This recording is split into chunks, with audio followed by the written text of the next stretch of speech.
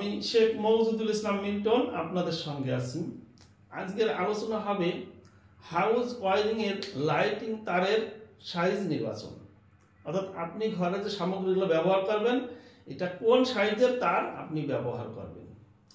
তা আমরা এই তারের সাইজ নির্ণয় করতে সর্বপ্রথমে আমরা একটা বাড়ির চিত্র অঙ্কন করেছি। এটা একটা বাড়ির চিত্র অঙ্কন, একটা বেডরুম, একটা বেডরুম, একটা বেডরুম। একটা বাড়িতে একাধিক বেডরুম থাকতে পারে। তা প্রত্যেকটা বেডরুমে যখন ঢুকে দেখেন প্রথমে একটা সুইচ বোর্ড থাকে। এই সুইচ বোর্ড থেকে এই বেডরুমে একটা লাইট আছে, এখানে একটা লাইট থাকবে, এখানে লাইট থাকবে, একটা ফ্যান থাকবে। এগুলো তো কমন থাকতেই পারবে একটা রুমে। তা আমরা সর্বপ্রথম বের করব যে একটা ফ্যানে কোন সাইজের তার আমরা নির্বাচন করব। আর এই তার নির্বাচন করতে গেলে আমাদের সর্বপ্রথম জানতে হবে যে একটি ফ্যানে কতটুকু বিদ্যুৎ ব্যবহার হয়। তা আমাদের এই এসি সিঙ্গেল ফেজ লাইনের কারেন্ট বের করতে গেলে একটা সূত্র আছে। এই সূত্রটা হচ্ছে সমান সমান পি ভাগ ভি গুণ কস থিটা। এটা তো আমাদের সূত্র। তা আমরা প্রথমে যাব যে আমাদের যে ফ্যানটা আছে, আমরা জানি আমাদের দেশে যে ফ্যানগুলো ব্যবহার হয় এটা হচ্ছে 65 থেকে সর্বোচ্চ 100 ওয়াট। তাহলে আমরা এই ফ্যানটা সর্বোচ্চ 100 ওয়াট ধরবো।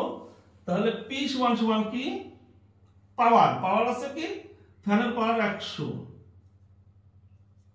ওয়াট, অর্থাৎ 100 ওয়াট ফ্যান আছে। আর ভি দিয়ে আছে ভোল্টেজ, আমাদের যে স্ট্যান্ডার্ড মাপ আছে ভোল্টেজ 220 গুণ আছে 0.9। এখন একটা প্রশ্ন লাগে, এই cos থিটা কি আর 0.9টা কি? এটা হচ্ছে এটা কারেন্ট এবং ভোল্টেজের মধ্যবর্তী কোণের কোসাইনকে cos থিটা অথবা পাওয়ার ফ্যাক্টর বলে। এটা আমরা জানলাম যে কারেন্ট এবং ভোল্টেজের মধ্যবর্তী কোণের কোসাইনকে cos থিটা অথবা পাওয়ার ফ্যাক্টর বলে। তো এই যে পাওয়ার ফ্যাক্টর আমাদের লাইনে আমাদের বাড়িতে এমন কোনো মেশিন নাই যে আপনি পাওয়ার ফ্যাক্টর কতটুকু আছে জানবেন। তবে পাওয়ার ফ্যাক্টর থাকবে 1 অথবা 1-এর কাছাকাছি। অনেক জায়গায় পাওয়া যায় পাওয়ার ফ্যাক্টর 0.995, 0.98। তা আমরা একটা স্ট্যান্ডার্ড ধরে নিই 0.9 করে হিসাব করলে আপনি মোটামুটি একটা স্ট্যান্ডার্ড মাপ পাবেন। তাহলে আপনার 100 ওয়াট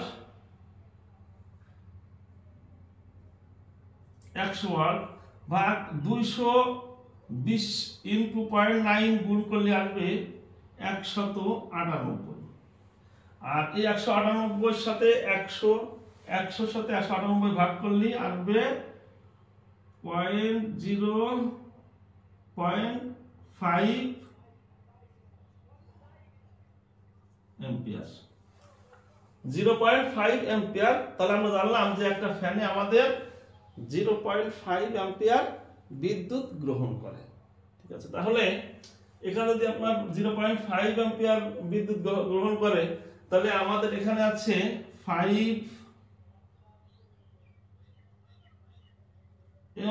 স্কয়ার তারে আপনার 5 অ্যাম্পিয়ার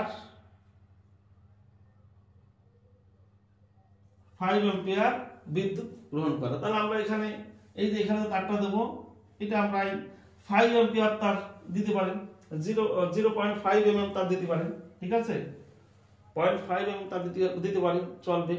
কিন্তু না, এটা আমরা দেব না। কেন দেব না? যে আমরা এখানে যে 5 mm স্কয়ার তার আপনি ব্যবহার করবেন, এইখানে ফেজ এবং নিউট্রাল দেখা যাচ্ছে। আমাদের বর্তমান যে আমরা ওয়ারিং গুলো করি এটা হচ্ছে কনসিং ওয়ারিং। এটা হচ্ছে ওয়াল কাইটে ওয়ালের ভিতর দিয়ে পাইপ দিয়ে যখন দেবেন তখন তারটা টানবেন, তখন এই তারের ইনসুলেশন নষ্ট হতে পারে। এক। আর দ্বিতীয় হচ্ছে আমাদের যে ফ্যানটা আছে, ফ্যানটা যদি কখনোই শর্ট সার্কিট হলে তখন কি হবে? সে ডাবল কারেন্ট প্রবাহিত করবে।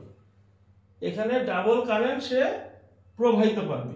আর যখন ডাবল কারেন্ট প্রবাহিত করবে তখন দেখা যাচ্ছে যে আমার এটা হচ্ছে এমসিবি বোর্ড আর এটা হচ্ছে সুইচ বোর্ড।